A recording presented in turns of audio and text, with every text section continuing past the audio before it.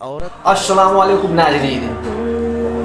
दोस्तों, हमारे मुफ्ती सलमान अजहरी इतनी बेहतरीन बयान करने वाले हैं, आप इस वीडियो में पूरा देखिए। जब एक औरत जब उसके पेट में बच्चा होता है तो वो दर्द कितना भयानक होता है वो एक औरत ही समझ सकती है। आप इस वीडियो में देखिए। 40 के करीब हड्डियों से तो रूह निकल चुकी होती है औरत के जिस्म से जब बच्चे की विलादत का वक्त करीब आता है, और वो मौत के मुंह में जा कर के वापस आना ये मामूली बात नहीं। इसीलिए अल्लाह ताला ने कुरान में उसका जिक्र फरमाया। जब हज़रत बीबी मरियम कुछ जवान हुई तो ऐसा हुआ कि अल्लाह करीम के हुक्म से जिब्राईल अमीन अलैहिस्सलाम आए और आ कर के उनसे कहा कि मैं तुम्हें एक बेटा देने के लिए आया हूँ। तो हज़रत बीबी मरियम घबराईं, कहा इन्नी अऊज़ु बिर्रहमान मिनका इन कुन्त तक़िया, अगर तू नेक आदमी है तो दूर हो जा, मैं अल्लाह की पनाह मांगती हूँ तुझसे, मुझे आज तक कोई मर्द ने छुआ तक नहीं है। तो फिर हज़रत जिब्राईल ने कहा इन्नमा अना रसूल रब्बिकी लिअहब लकी गुलामन ज़किया, मैं तो तेरे रब का फ़रिश्ता हूँ, तेरे रब का कासिद हूँ, भेजा हुआ हूँ और तुझे एक बेटा देने के लिए आया हूँ।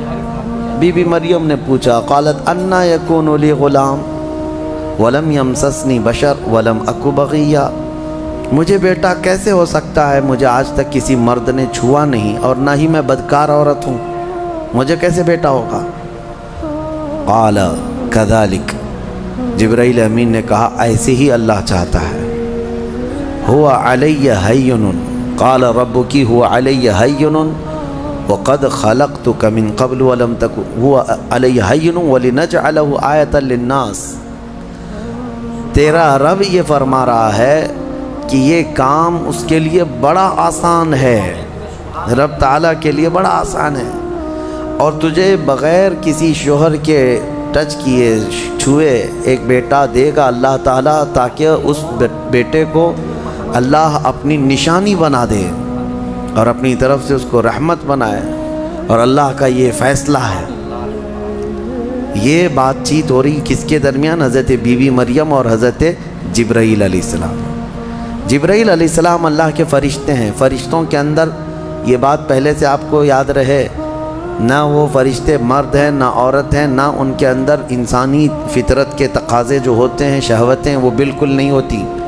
फ़रिश्ता गुनाह करना तो दूर की बात, गुनाह के मुतालिक सोच भी नहीं सकता। अल्लाह ने वो चीज़ ही फ़रिश्ते के अंदर नहीं रखी। फ़रिश्तों के अंदर शहवत का मादा है ही नहीं, ख्वाहिशात नफसानियाँ बिल्कुल नहीं, नफ्स उनके अंदर नहीं है। जिब्राईल अमीन अलैहिस्सलाम जब उनका और हज़रत बीबी मरियम का जो ये कन्वर्सेशन है, इसको कुरान पाक में बयान फरमाया रब ताला ने। अब उसके बाद अचानक हुआ ये फ़हमलतहु फ़ंतबज़त बिही मकानन क़सिया, अचानक बीबी मरियम हज़रत जिब्राईल अमीन के फूंक मारने से हामिला हो गई। सिर्फ उन्होंने फूंक मारा, कौन, जिब्राईल अमीन अलैहिस्सलाम, फूंक मारा तो हज़रत बीबी मरियम क्या हुई, हामिला हो गई। और जैसी वो हामिला हुई तो उनको खौफ हुआ कि कौम क्या कहेगी, तो वो एक आबादी से बहुत दूर चली गई जहाँ कोई ना देखता हो, और वो एक घनी बागीचे के जो खजूरों के दरख्त वहाँ पर थे, उस बागीचे में चली गई। ये ऐसा नहीं है कि यह हमल 9 महीने का था, बल्कि यूँ हमल हुआ और फिर बच्चे की विलादत भी, ज़्यादा दिन तक का ये हमल नहीं था। बहरहाल जब हज़रत बीबी मरियम बच्चे की विलादत के आसार नज़र आने लग गए, करीब एक बगीचे में गई। वहाँ का तज़किरा भी रब ताला फरमाता है फ़अजा अहल मखाहु इला जिद्इन नखला, एक खजूर के दरख्त की जड़ को पकड़ करके वो बैठी रही और फिर उसके नीचे से वहाँ से आवाज़ देने लगी अपने रब को कि मौला मेरी हिफाजत फरमा।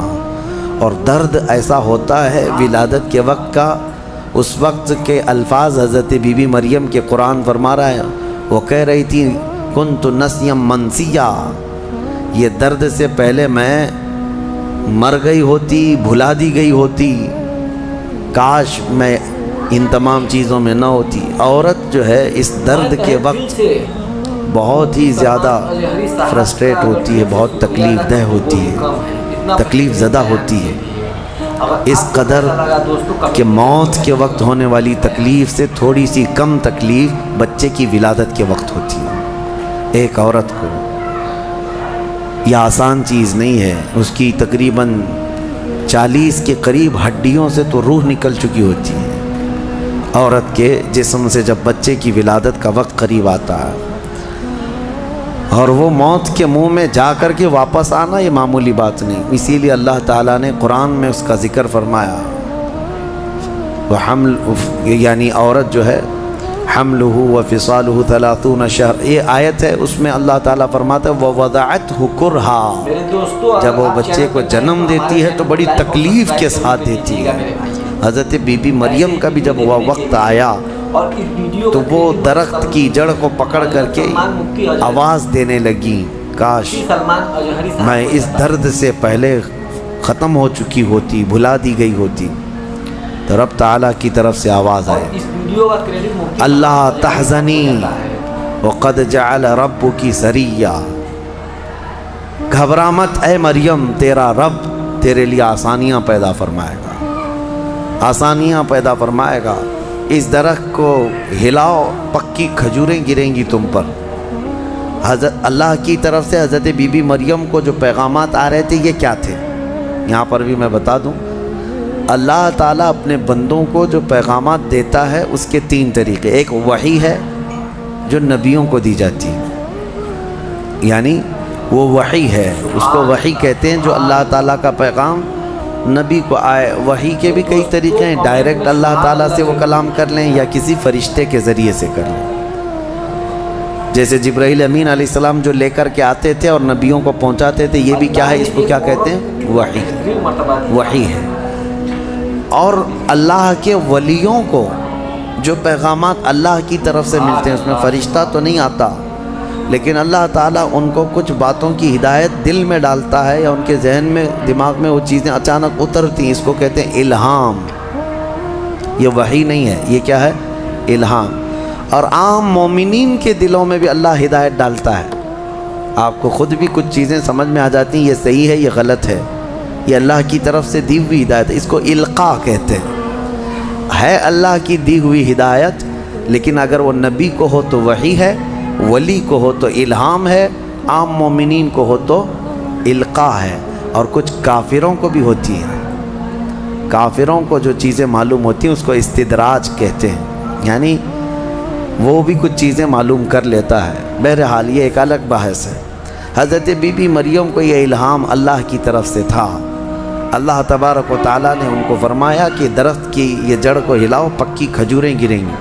کھجوریں گریں تو اللہ کا حکم ہوا فکلی وشربی وقرری عینا، کھاؤ پیو اور اپنی آنکھیں ٹھنڈی کرو۔